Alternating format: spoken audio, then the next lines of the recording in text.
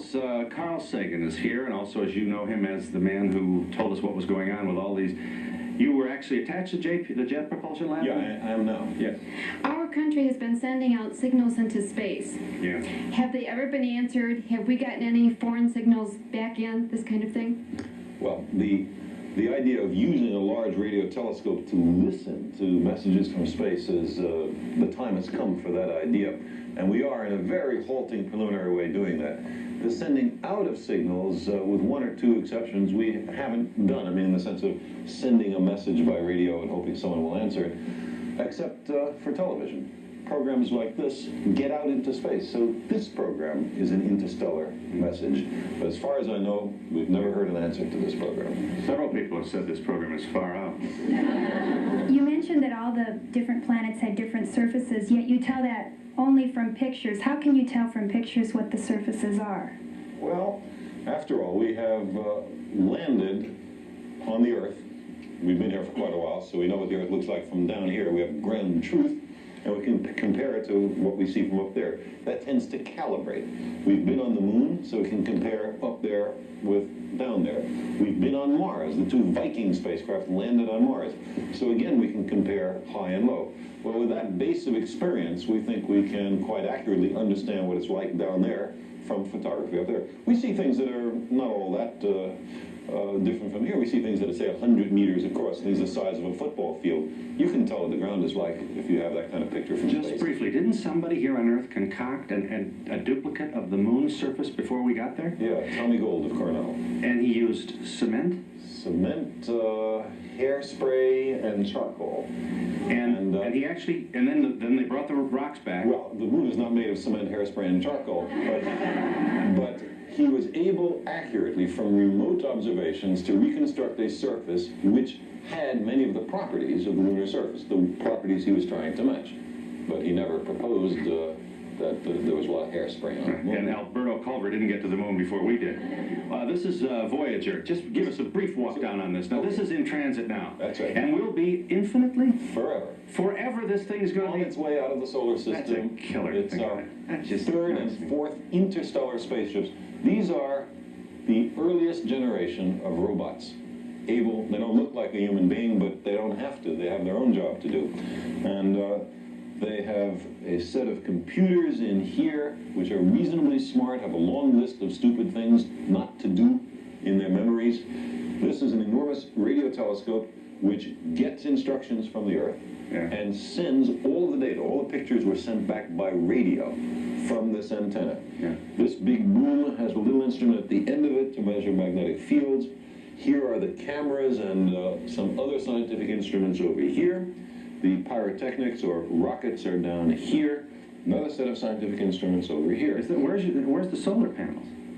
What's the It goes so far from the sun that the sunlight is so little you can't use solar panels. Very good question. So this is powered by a radioactive power source. Which is infinite in its... No. So it dies long before the spacecraft, say, goes to the distance of another star. Okay, but it's going to be captured by somebody's magnetic field. The gravitational field. Well, actually not, because space is so empty that the chance of Voyager entering another planetary system is close to zero. It's like being in, say, Madison Square Garden, in which there are 5 little balloons attached in random places. You're blindfolded, you have one dart, and you throw it, and the chance of puncturing a balloon is very small.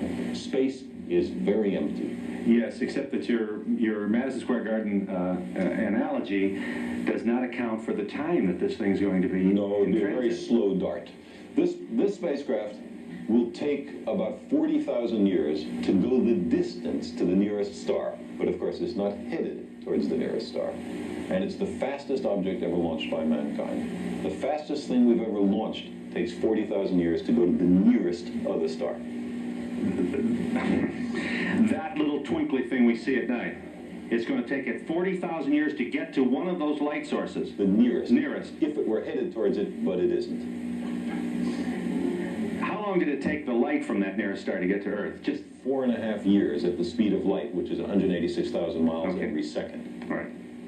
stars are far away. So the light I see tonight from the star left there, the nearest star, 4.5 years ago. Right. That's incredible.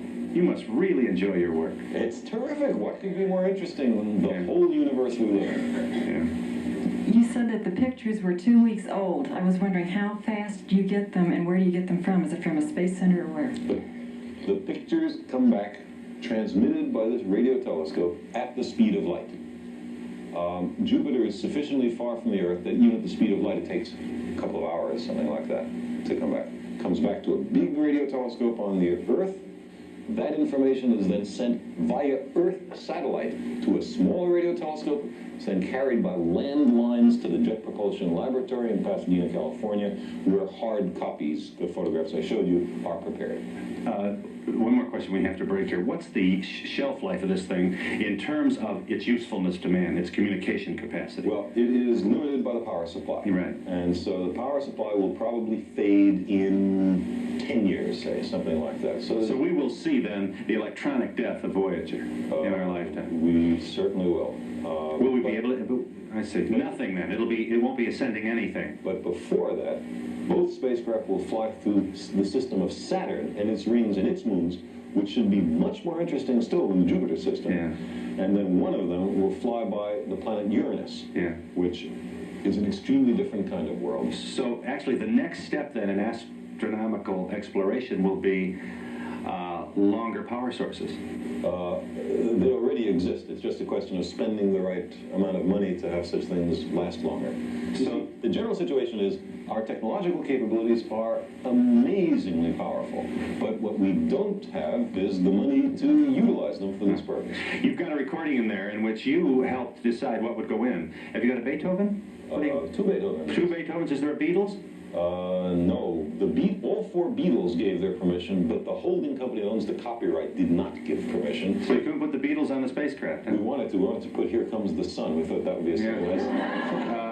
So what else have you got on there? In terms of baby crying, you've got... Absolutely. Many things. We have a young woman named Andrian was hooked up to an electroencephalograph for an hour. She thought for an hour. The recording of her thoughts has been compressed, put on the record, and sent into space. With the hope that maybe someone will say, hey, Harriet, come here, listen to this. Huh? Somebody out there. Maybe. I mean, that's the reason for it, isn't it? Well, there are 2 points to the record, which, by the way, has greetings in 60 languages, human languages, and 1 whale language, and hellos from the President of the United States and the Secretary General of the United Nations, and lots of Chuck Picture Berry of a man and a woman. music. Chuck Berry music sound there? Just marvelous bunch of things. There's 2 functions for it. One is, in the remote contingency that millions of years from now, some other spacefaring civilization might come upon us, they'll know something about us. Those are 118 pictures of the Earth. And the other thing is to awaken, to try to boost cosmic consciousness on the Earth. It's guaranteed that people on the Earth will know about this record. We don't know about beings in space. Carl Sagan returns in just a moment.